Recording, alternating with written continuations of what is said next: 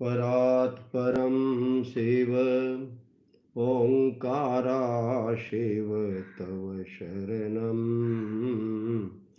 नमामि शंकर भवानी शंकर उमा महेश्वर तव शरणम्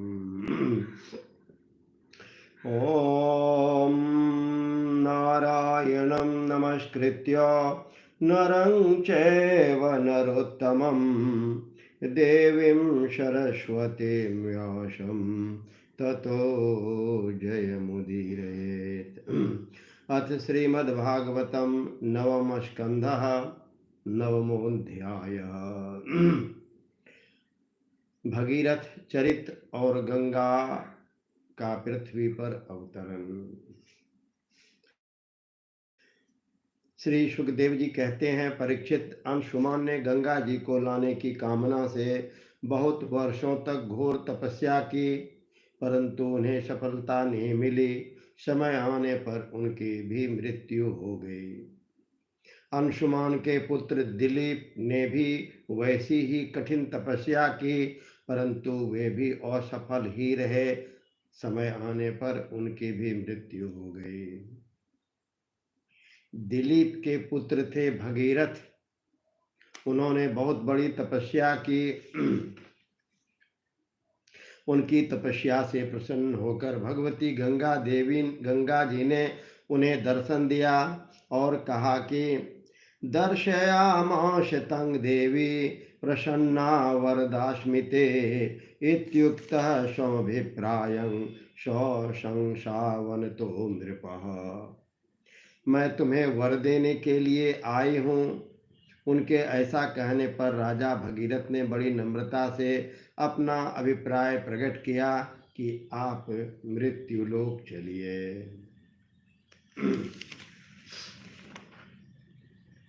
गंगा जी ने कहा, जिस समय मैं स्वर्ग से पृथ्वी तल पर गिरूं, उस समय मेरे वेग को कोई धारण करने वाला होना चाहिए। भगीरथ, ऐसा न होने पर मैं पृथ्वी को फोड़कर रसातल में चली जाऊंगी। इसके अतिरिक्त इस कारण से भी मैं पृथ्वी पर नहीं जाऊंगी कि लोग मुझ में अपने पाप धोएंगे। फिर मैं उस पाप को कहाँ धोऊंगी? भगीरथ, इस विषय में तुम स्वयं विचार कर लो। भगीरथ ने कहा, माता, जिन्होंने लोक परलोक धन संपत्ति और स्त्री पुरुष की कामना का संन्यास कर दिया है, जो संसार से उपरत होकर अपने आप में शांत है, जो ब्रह्मनिष्ठ और लोकों को पवित्र करने वाला परोपकारी सज्जन है, वे अपने अंग स्पर्श से तुम्हारे पापों को नष्ट कर देंगे, क्योंकि उनके हृदय में अधरूप अधासुर को मारने वाले भगवान सर्वदा निवास करते हैं। समस्त प्राणियों के आत्मा रुद्रदेव तुम्हारा वेग धारण कर लेंगे, क्योंकि जैसे साड़ी सूतों में ओतप्रोत है, वैसे ही यह सारा विश्व रुद्र में ही ओतप्रोत है। शिवोहम शिवोहम शिवोहम शिवोहम शिवोहम शिवोहम शिवोहम शिवोहम। आज हम सभी गंगा अवतरण का वर्णन सुन रहे हैं, और आज गंगा की स्थिति सभी जान रहे हैं कि क्या स्थिति है। मेरा यह सौभाग्य है, जन्म गंगा नदी के किनारे, शिक्षण अध्ययन पटना यूनिवर्सिटी, गंगा नदी के गोद में प्रतिदिन क्लास जाने के पहले माँ गंगा को प्रणाम, फिर माँ काली को प्रणाम, इसके बाद ऊपर क्लास में जाता था। यह तो सौभाग्य था। Darbhanga house, Patna university. और आज जो मेरा निवास स्थान है वह तो गंगा के गोद में है। तो आप भाग्यशाली हैं कि माँ गंगा हम सबों के पाप को धोते हुए हम सबों को जीवन दायिनी है। पर हम आज ये गंगा की स्थिति क्या है हम सभी जान रहे हैं। परीक्षित परीक्षित गंगा जी से इस प्रकार कहकर राजा भगीरथ ने तपस्या के द्वारा भगवान शंकर को प्रसन्न किया। थोड़े ही दिनों में महादेव जी उन पर प्रसन्न हो गए। भगवान शंकर तो संपूर्ण विश्व के हितैषी हैं। राजा की बात उन्होंने तथास्तु कहकर स्वीकार कर ली। फिर शिव जी सावधान होकर गंगा जी को अपने सिर पर धारण किया। क्यों न हो, भगवान के चरणों का स्पर्श होने के कारण गंगा जी का जल परम पवित्र जो है। इसके बाद राजर्षि भगीरथ त्रिभुवन पावनी गंगा जी को वहां ले गए जहां उनके पितरों के शरीर राख के ढेर में पड़े हुए थे। वे वायु के समान वेग से चलने वाले रथ पर सवार होकर आगे आगे चल रहे थे और उनके पीछे पीछे मार्ग में पड़ने वाले देशों को पवित्र करती हुई गंगा जी दौड़ रही थी। इस प्रकार गंगा सागर संगम पर पहुंचकर उन्होंने सागर के इस प्रकार गंगा सागर संगम पर पहुंचकर उन्होंने सगर के जले हुए पुत्रों को अपने जल में डुबा दिया। यद्यपि सगर के पुत्र ब्राह्मण के तिरस्कार के कारण भस्म हो गए थे, इसलिए उनके उद्धार का कोई उपाय न था। फिर भी केवल शरीर की राख के साथ गंगा जल का स्पर्श हो जाने के कारण ही वे स्वर्ग में चले गए थे। परीक्षित, जब गंगा जल से शरीर की राख का स्पर्श हो जाने से सगर के पुत्रों को स्वर्ग की प्राप्ति हो गई, तब जो लोग श्रद्धा के साथ नियम लेकर श्री गंगा जी का सेवन करते हैं उनके संबंध में क्या कहना। भस्मीभूतान संगेन स्वरयाता सगरात्मजा किं पुनः श्रद्धया देवी ये सेवन्ते घृतव्रता। मैंने गंगा जी की महिमा के संबंध में जो कुछ कहा है उसमें आश्चर्य की कोई बात नहीं है, क्योंकि गंगा जी भगवान के उन चरण कमलों से निकली है जिनका श्रद्धा के साथ चिंतन करके बड़े बड़े मुनि निर्मल हो जाते हैं और तीनों गुणों के कठिन बंधन को काटकर तुरंत भगवत स्वरूप बन जाते हैं। फिर गंगा जी संसार का बंधन काट दे, इसमें कौन सी बड़ी बात है। तो अभी हमने क्या देखा कि माँ गंगे को पृथ्वी पर लाने के लिए अंशुमान ने तपस्या किया। अंशुमान के सफल नहीं होने पर उनके पुत्र दिलीप ने यह तपस्या की और दिलीप के असफल होने पर भगीरथ ने परम कठिन तपस्या किया, जिससे माँ गंगे पृथ्वी पर आई। भगीरथ का पुत्र था श्रुत, श्रुत का पुत्र नाभ, नाभ का पुत्र सिंधु द्वीप और सिंधु द्वीप का पुत्र अयुतायु, अयुतायु के पुत्र का नाम था ऋतुपर्ण। वह नल का मित्र था, उसने नल को पासा फेंकने की विद्या का रहस्य बतलाया था और बदले में उससे अश्व विद्या सीखी थी। ऋतुपर्ण का पुत्र सर्वकाम हुआ। परीक्षित, सर्वकाम के पुत्र का नाम सुदास और सुदास के पुत्र का नाम सौदास और सौदास की ही पत्नी का नाम था मदयंती। सौदास को ही कोई कोई मित्र सह कहते हैं और कहीं कहीं उसे कलमास पाद भी कहा गया है। वह वशिष्ठ के शाप से राक्षस हो गया था और फिर अपने कर्मों के कारण संतानहीन हुआ। यह प्रसंग हम सभी अभी तुरंत सुनेंगे कि ऋषि वशिष्ठ ने उन्हें क्यों शाप दिया, वे संतानहीन क्यों रहे। राजा परीक्षित पूछते हैं, किंग निमित्तो गुरो शापः, किंग निमित्तो गुरो शापः सौदासस्य महात्मनः एतत् वेदितुमिच्छामि कथ्यतां नो यद्रहो यदि। यदि कोई रहस्यमय बात नहीं है, राजा परीक्षित पूछते हैं कि हे भगवान, यदि यह कोई गोपनीय बात नहीं है, तो हम जानना चाहेंगे कि महात्मा सौदास को गुरु वशिष्ठ ने क्यों शाप दिया। सुखदेव जी बोलते हैं, परीक्षित, एक बार की बात है, राजा सौदास शिकार, बहुत अच्छी कहानी है, ध्यान से सुनिए, अगर मौका नहीं मिले तो फिर सुनिए, बार बार सुनिए। श्रीमद् भागवतम नवम स्कंध 9वां अध्याय। एक बार राजा सौदास शिकार खेलने गए हुए थे। वहां उन्होंने किसी राक्षस को मार डाला और उसके भाई को छोड़ दिया। क्या किया? राक्षस को मारा और राक्षस के भाई को छोड़ दिया। उसने राजा के इस काम को अन्याय समझा। किसने? राक्षस के भाई ने। राक्षस के भाई ने राजा सौदास के इस कार्य को अन्याय समझा और अपने भाई की मृत्यु का बदला लेने के लिए वह रसोइये का रूप धारण करके उसके घर चला गया। एक दिन भोजन करने के लिए गुरु वशिष्ठ राजा के यहाँ आए।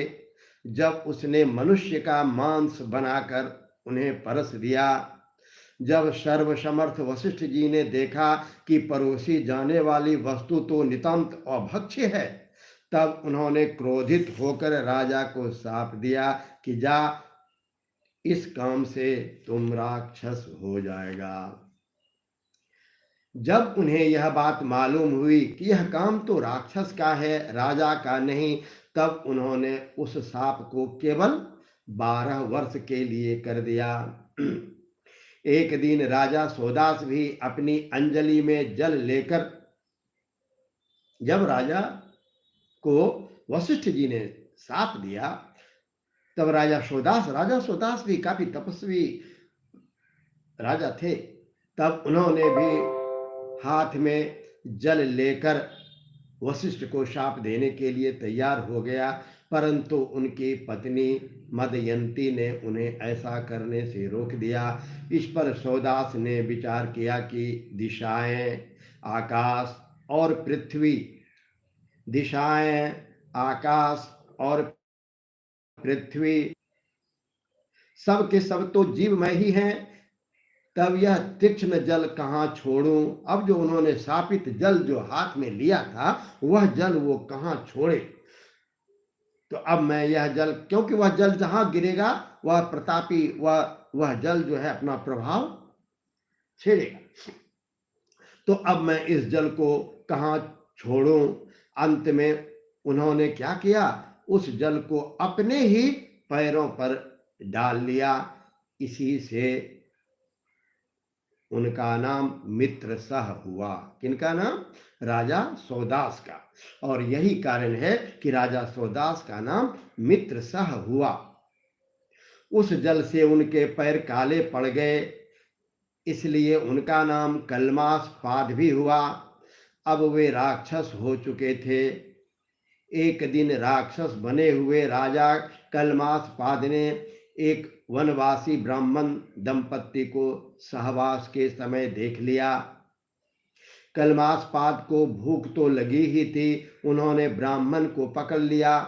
ब्राह्मण पत्नी की कामना अभी पूरी नहीं हुई थी। उसने कहा, राजन, आप राक्षस नहीं हैं। उस ब्राह्मण पत्नी को सौदास के बारे में जानकारी थी, वह अपने दिव्य ज्ञान से राजा के बारे में जानते थे। तो उनकी पत्नी बोलती है कि हे राजन, आप राक्षस नहीं हो, आप महारानी दमयंती के पति और इक्ष्वाकु वंश के वीर महारथी हैं। आपको ऐसा अधर्म नहीं करना चाहिए। मुझे संतान की कामना है और इस ब्राह्मण की भी कामनाएं अभी पूर्ण नहीं हुई है, इसलिए आप मुझे मेरा यह पति दे दीजिए। राजन, यह मनुष्य शरीर जीव को धर्म, अर्थ, काम और मोक्ष चारों पुरुषार्थों की प्राप्ति कराने वाला है। इसलिए वीर, इस शरीर को नष्ट कर देना सभी पुरुषार्थों की हत्या कही जाती है। फिर यह तो ब्राह्मण विद्वान है, तपस्या, शील और बड़े बड़े गुणों से संपन्न है। यह उन पुरुषोत्तम पर ब्रह्म के समस्त प्राणियों के आत्मा के रूप में आराधना करना चाहता है, जो समस्त पदार्थों में विद्यमान रहते हुए भी उनके पृथक पृथक गुणों से छिपे हुए हैं। राजन, आप शक्तिशाली हैं, आप धर्म का मर्म भली भांति जानते हैं। जैसे पिता के हाथों पुत्र की मृत्यु उचित नहीं, वैसे ही आप जैसे श्रेष्ठ राजर्षि के हाथों मेरे श्रेष्ठ ब्रह्मर्षि पति का वध किसी भी प्रकार से उचित नहीं है। आप साधु समाज में आपका बड़ा सम्मान है। भला आप मेरे परोपकारी निरपराध श्रोत्रिय एवं ब्रह्मवादी पति का वध कैसे ठीक समझ रहे हैं? ये तो गौ के समान निरीह हैं, फिर भी यदि आप इन्हें खा ही डालना चाहते हैं तो पहले मुझे खा लीजिए। यह कौन बोलती है? यह बोलती है उस ब्राह्मण की पत्नी। क्योंकि अपने पति के बिना मैं मुर्दे के समान हो जाऊंगी और एक क्षण भी जीवित न रह सकूंगी।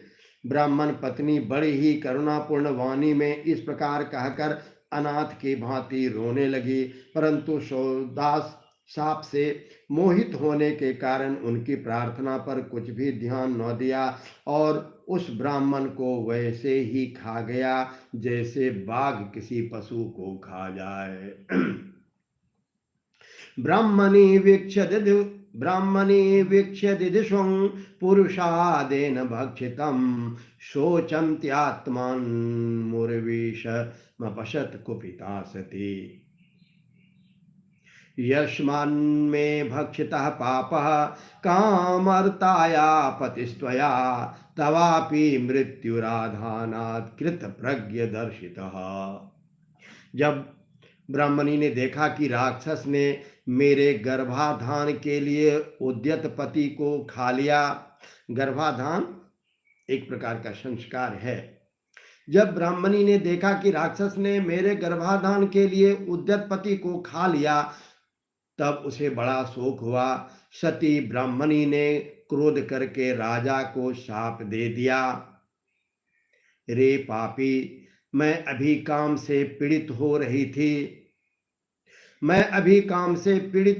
थी, ऐसी अवस्था में तूने मेरे पति को खा डाला है। इसलिए मूर्ख, जब तू स्त्री से सहवास करना चाहेगा तभी तेरी मृत्यु हो जाएगी। यह बात मैं तुम्हें बताए देती हूँ और यह मेरा तुम्हें शाप है।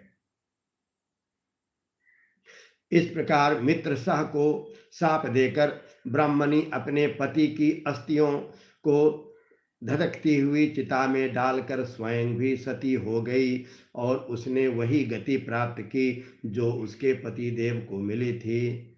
क्यों ना हो, वह अपने पति को छोड़कर और किसी लोक में जाना भी तो नहीं चाहती थी।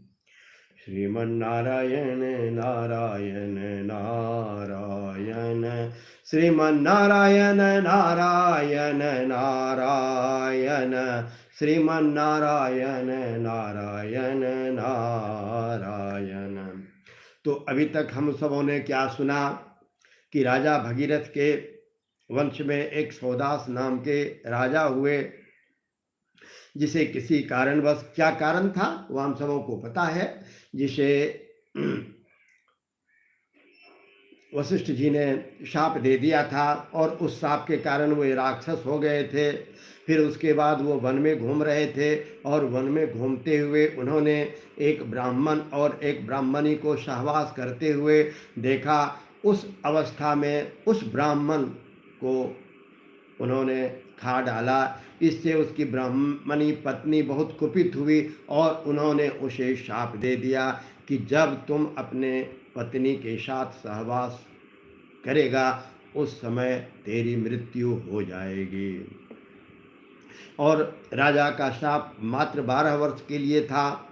जब वशिष्ठ जी को ऐसा पता चला था कि ये राक्षस का काम है और ये सौदास का काम नहीं है, तब उन्होंने उसके शाप को 12 वर्ष के लिए कर दिया था।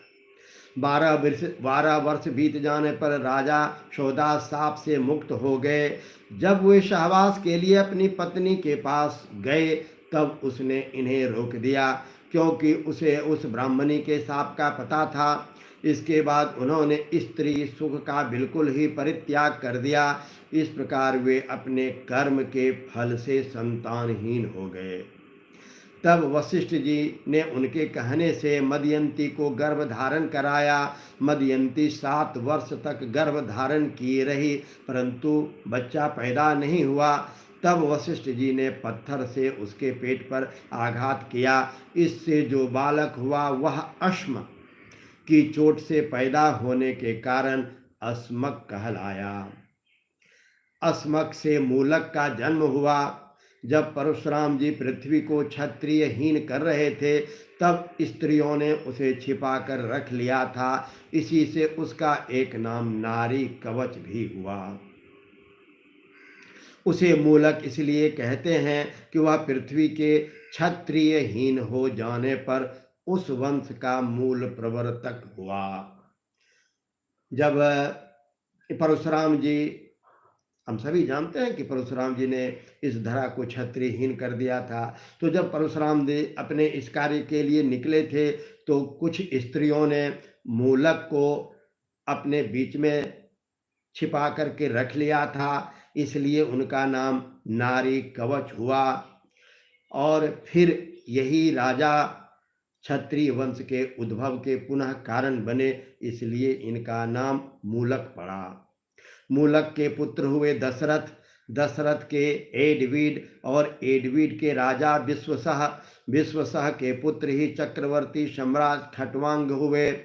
युद्ध में उन्हें कोई जीत नहीं सकता था। उन्होंने देवताओं की प्रार्थना से दैत्यों का वध किया था। जब उन्हें देवताओं से यह मालूम हुआ कि अब मेरी आयु केवल 2 ही घड़ी बाकी है, तब वे अपनी राजधानी लौट आए और अपने मन को उन्होंने भगवान में लगा दिया।